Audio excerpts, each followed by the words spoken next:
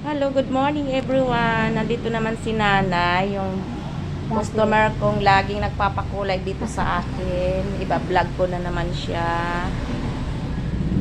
Nagpa-hair color siya, tapos magpapa-pedicure. Pedicure po siya, palinis ng kuko.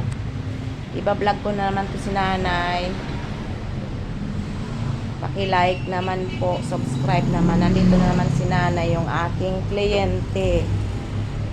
Basta early morning, nandito siya. Hindi maganda. Para maging maganda siya si Nanay. Ito. Dito lang yan sa Ate B Beauty Salon. Siya ang aking binamano na customer ko, kliyente ko. Hello. Hello everyone. Good morning. Have a blessed today, Saturday. Ito yung si Nanay.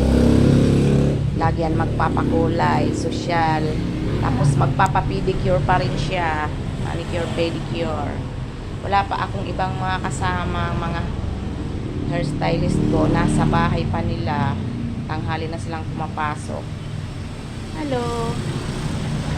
See you. Next video. Bye-bye.